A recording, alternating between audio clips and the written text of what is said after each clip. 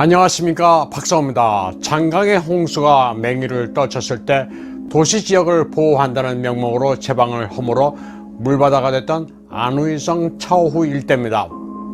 한 달 전인 8월 초의 모습입니다. 아파트 단지 주변이 녹색 물감을 뿌려놓은 것 같습니다. 마치 잔디밭 조경을 연상케 할 정도로 푸르른색입니다.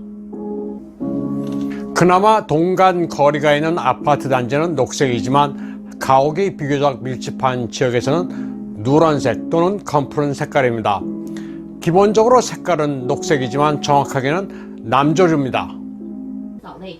여름 고온에 남조류가 계속 불어나면서 주민들은 악취에 몸살을 앓고 있습니다. 창문을 열어놓을 수도 없고 냄새가 워낙 역겨워 식사를 하면 화장실에서 먹는 것 같다고 말합니다. 물이 빠지지 않으니 6월부터 발생한 남조류가 사라질 줄을 모릅니다. 남조류는 보통 생존 기간이 2-3일 정도로 시간이 지나면 덩어리가 돼 흰색이나 검은색으로 썩게 됩니다. 안우이 사람들은 분변이나 시체 썩는 냄새와도 같은 악취에 고통받고 있습니다. 남조류가 기승을 부리다 보니 수돗물도 시커멓습니다. 진흙이 섞였는지 남조류가 썩은 것인지 알 수 없는 마실 수 없는 물이 나옵니다.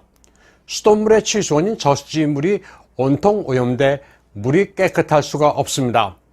이런 물을 섭취한 수많은 사람들이 설사 복통을 앓고 있습니다. 병원마다 환자로 미어집니다. 이런 수돗물은 아무리 여과를 하고 침전물을 걸러도 문제가 있을 수밖에 없습니다. 중공 전역의 식수난으로 사람들이 너도나도 광천수를 사서 마시고 있습니다. 그 바람에 중공의 광천수 업체 농부산천은 9월 8일 홍콩 증시 IPO에서 폭등했습니다. 취수원의 물을 정수하는 게 아니라 자연 그대로의 물을 포장해 공급한다는 농부산천은 중국 홍수의 최대 수혜자가 됐습니다. 2019년 영업이익이 50억 유엔이었는데 2020년에는 5배나 불었습니다. 회사 규모가 라면으로 유명한 캉스프의 3배에 달할 정도로 성장했습니다.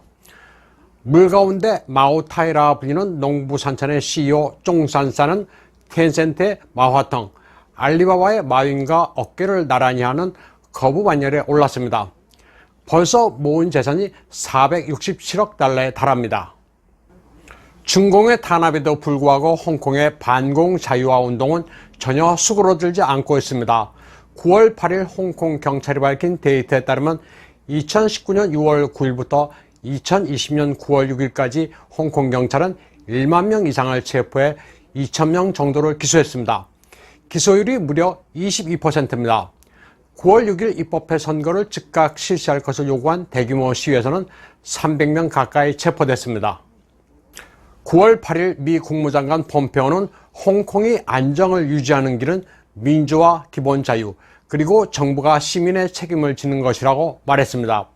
그러면서 입법회 선거를 미루거나 언론 자유를 참혹하게 말살해서는 안 된다고 촉구했습니다. 미 하원 의원 프랭크 펠로는 홍콩과 벨라루스가 악랄한 독재 정권 하에 있지만 민주의 염원은 여전히 존재하며 전체주의 하의 국민들은 자유를 갈망하고 있다고 말했습니다. 9월 6일 대규모 시위가 있던 날 아침 홍콩 경무국 국가안전처는 인민영양부주석이며 민주파인 탄저즈를 체포했습니다. 죄목은 선동 문자죄입니다. 말과 글로 대중을 선동했다는 겁니다. 교도소에서 탄저즈를 면회하고 돌아온 민주파 동료들은 두려워할 것 없다는 그의 소감을 전했습니다. 그리고 목소리를 내지 못하게 억누를수록 더욱 크게 외칠 것이라는 구호를 외쳤습니다. 두려움 없이 계속 자유를 위해 투쟁하겠다는 결의를 밝혔습니다. 글로리 투 홍콩을 가르쳤다는 이유로 음악교사가 해고된 뒤 어린 중학생들도 계속 투쟁에 나서고 있습니다. 특히 12살 난 소녀가 문구점에 가다 경찰에 놀라 달아나자 이를 무자비하게 진압한 일이 있고 나서 어린이와 중고교생들도 분노하고 있습니다. 폭력 경찰을 보고 놀라기만 해도 국가안전법 위반이냐는 게 홍콩인들의 들끓는 여론입니다. 9월 8일 베이징 창안제입니다. 경찰 에스코트와 함께 인민대회당으로 향하는 미니버스에는 중공이 말하는 이른바 방역 영웅이 타고 있습니다. 국가 원사라는 칭호로 불리는 종난산과 중공군 생화학전 전문가 천웨이 등이 인민대회당에 들어서자 동원된 학생들이 꽃을 흔들며 환영하고 있습니다. 우한폐렴 항격 표창대회, 그러니까 우한폐렴 항쟁과 격파에 성공한 공로자들에게 시진핑이 공화국 훈장을 수여하는 자리였습니다.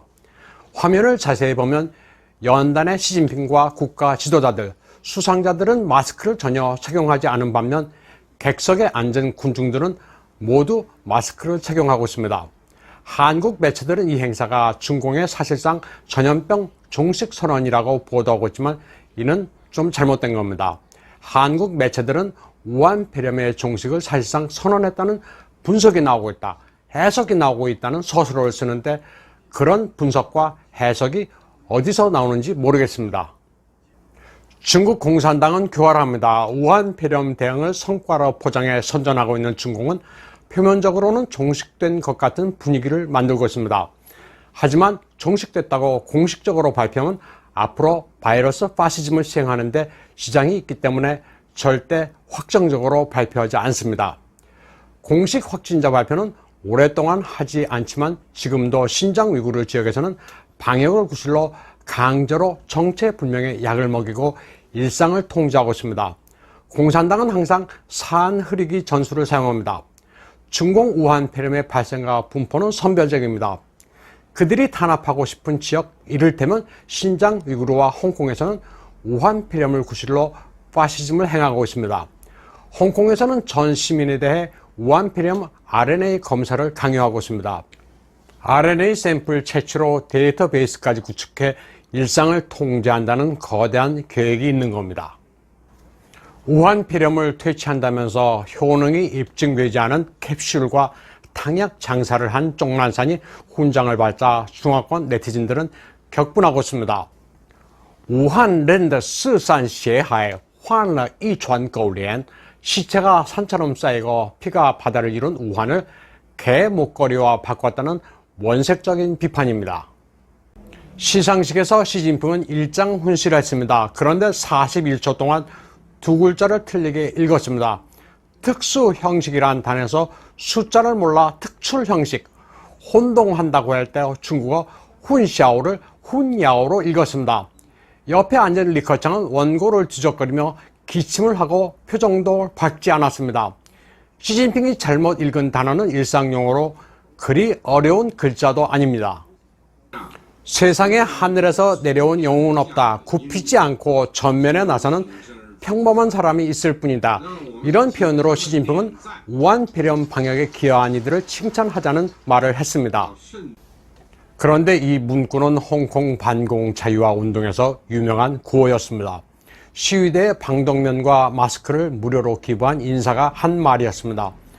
반공 자유화 운동에서 리더와 일반 시민의 구분 없이 모두 하나가 되자는 취지의 구호입니다. 중화권 네티즌들은 시진핑의 스피치라이터가 황당한 짓을 했다면서 조롱하고 있습니다.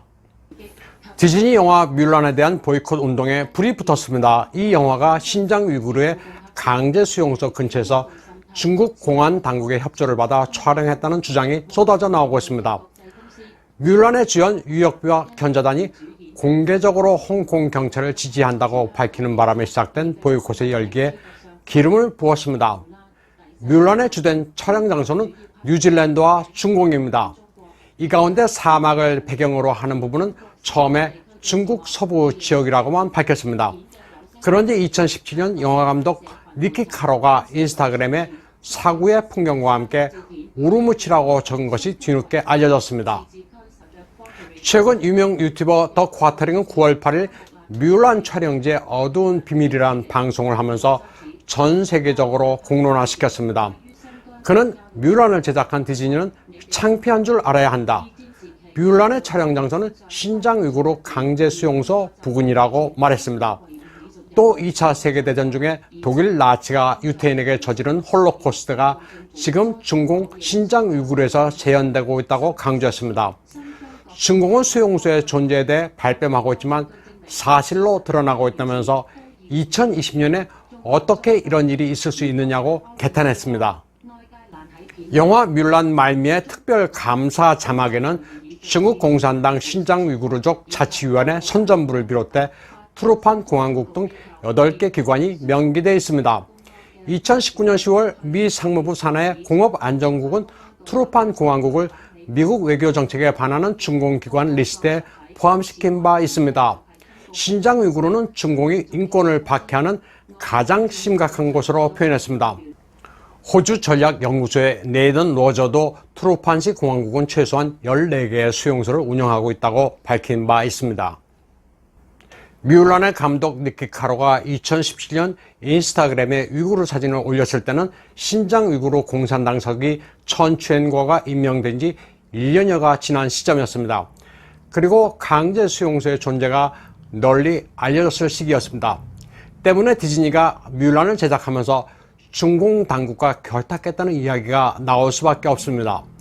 국제사회 양식 있는 인사들은 영화 제작진이 강제 수용소를 지나면서 보기라도 했을 텐데 수용소 운영 주체에 감사를 표하는 것은 있을 수가 없는 일이라고 말하고 있습니다. 80년대 중공에 진출한 디즈니는 중국 공산당과 줄곧 돈독한 관계를 유지했습니다. 1997년에 디즈니는 달라이 라마의 일생이란 영화를 만들었다가 중공의 반발에 굴복했습니다. 디즈니 CEO 마이클 아이스너는 중남해의 주용객에 불려가 그 영화를 만든 것은 어리석은 일이었다면서 사죄를 하기도 했습니다. 트럼프 행정부는 위구르인 인권 탄압에 대한 제재로 신장 위구르의 특산품인 면화를 전면 수입 금지하기로 결정했습니다.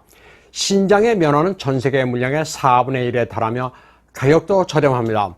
신장의 면화는 이 지역을 지배하는 중공의 준군사조직 신장건설병단이 생산합니다. 위구르인들의 민생과는 관계없이 중공의 배만 불리는 면화 수입은 하지 않겠다는 게 트럼프 행정부의 방침입니다. 중공과 완전히 디커플링 하겠다는 트럼프 대통령의 의지는 중공산 토마토 수입 금지에서 확연합니다. 토마토 역시 신장 위구르 지역의 건설 병단이 재배하는 품목입니다. 전 세계 생산량의 4분의 1을 점하고 있으며 수출량은 세계 2위입니다.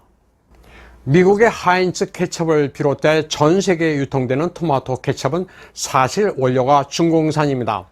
워렌 버핏이 가지고 있는 하인츠 주가도 폭락했습니다.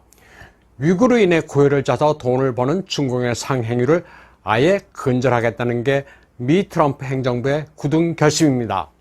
오늘 방송은 여기까지 하겠습니다.